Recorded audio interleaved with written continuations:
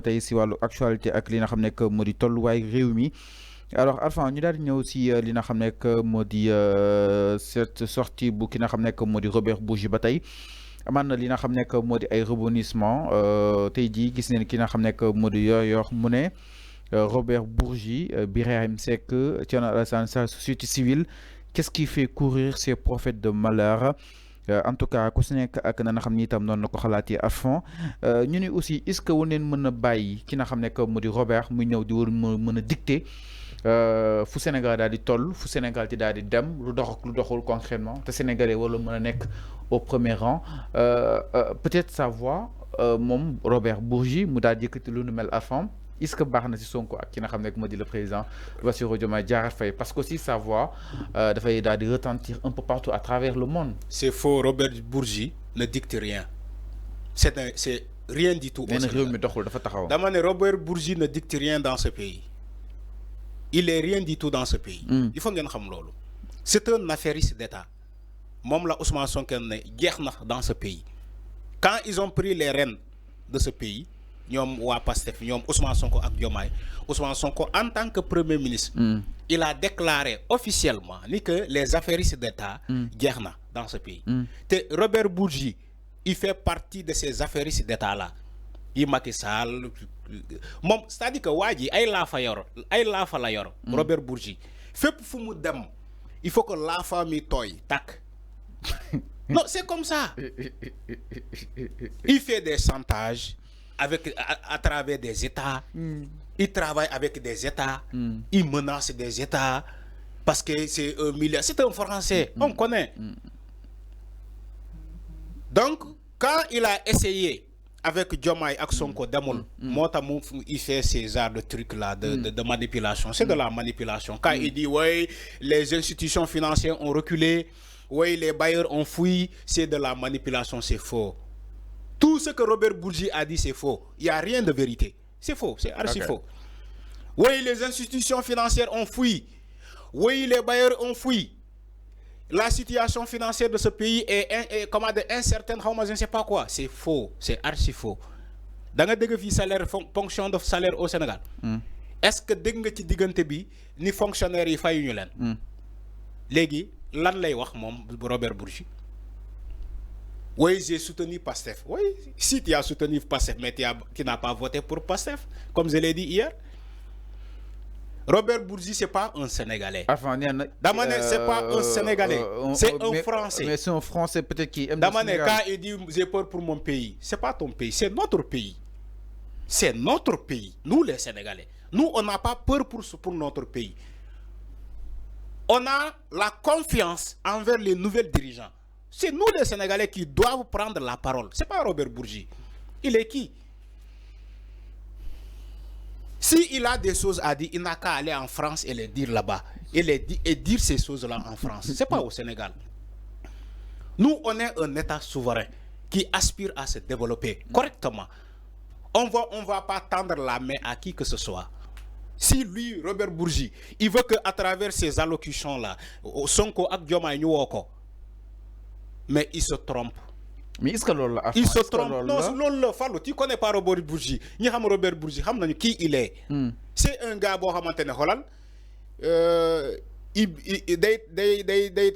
comment dirais-je, il brûle, c'est-à-dire que il met le feu, après il appelle aux pompiers. Il est comme ça.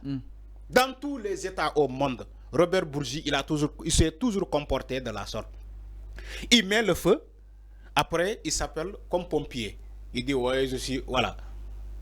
Mom lay def ni Sénégal. Il tente de faire ces manipulations. C'est des manipulations ce qu'il fait. Donc de jouer pas le rôle de sapeur-pompier. Mais c'est comme ça. De jouer ba paré mu ñew, voilà, mu jouer le rôle de sapeur-pompier comme il le dit. Ouais. L'État du Sénégal s'est endetté, on se pose même sur l'origine de ces fonds-là. C'est ce qu'il a dit. Ça peut être des fonds liés à des escalades terroristes, ou bien ça peut être des fonds liés à des blanchiments de capitaux. C'est très grave. L'État du Sénégal peut le poursuivre. Dans ce cas, on va dire qu'on a arrêté un Français au Sénégal. Il faut qu'il arrête ce qu'il dit là. C'est de la manipulation. On ne va pas se permettre d'être manipulé par ce Robert Bourgi-là. S'il a des choses à dire, il n'a qu'à aller en France et dire ces choses-là là-bas. Mais s'il vient au Sénégal, heureusement qu'il a écrit une lettre à Ousmane Sonko et Diomaye. C'est ce qu'il a fait. Mais s'il vient dans ce pays-là pour aller dans les plateaux et essayer de manipuler, il sera emprisonné tout dans ce pays. Et dans ce cas, ils vont dire que oui, on a arrêté un Robert Bourgi qui est de nationalité française. Ça, c'est une alerte. On doit alerter à la France ni que pour nous calmer ce Robert Bourgi-là, l'État du Sénégal doit alerter à l'État français pour nous calmer Robert Bourgi-là. Parce que s'il met les pieds au Sénégal, il continue de manipuler de la sorte, il sera interpellé par la justice sénégalaise. Nous, on est un État indépendant. Le Sénégal, c'est un État indépendant. C'est un État souverain. Et si le FMI ne dit pas, nous tourne le dos, on lui dit merde, où est le problème?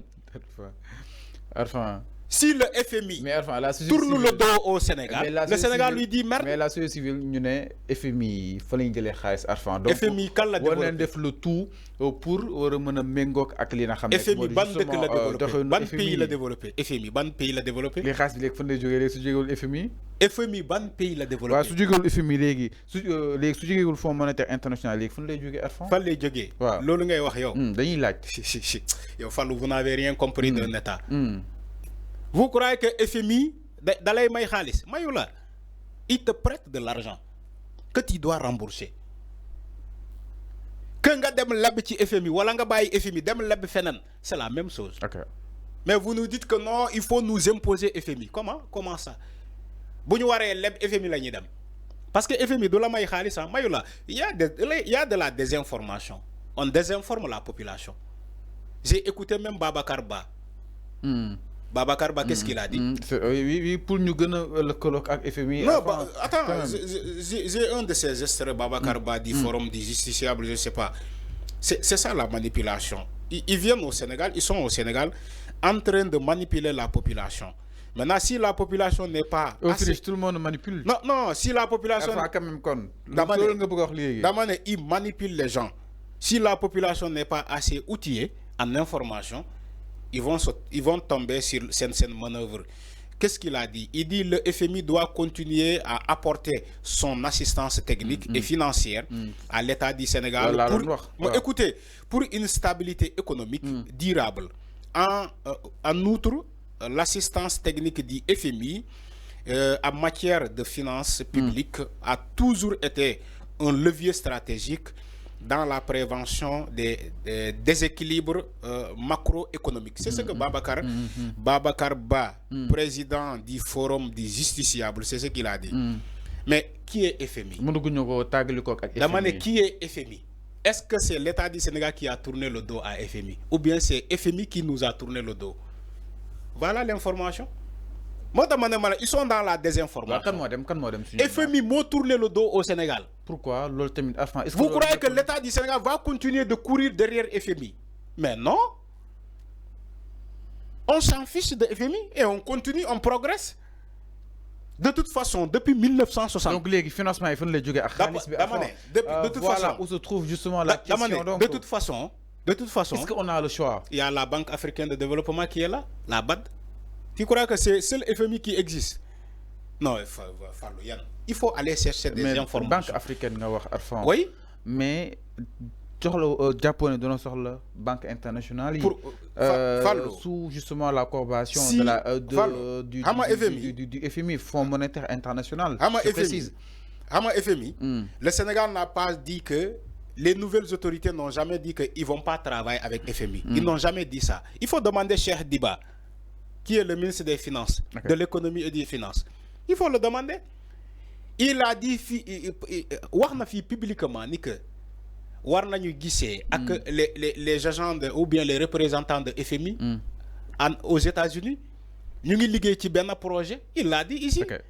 Maintenant, pourquoi cette désinformation envers la population? Alors, Robert Bourgi, alors, enfin, c'est Babacar Ba, le président du Forum Justice, c'est de la manipulation. Il faut arrêter ces manipulations. Alors, mais non, c'est clair. Le Sénégal, si le FMI nous tourne le dos, on lui dit merde. Alors on avance donc mi ngi noonu par rapport ak miro li nga xam ne moo di FMI ak aussi la sortie justement de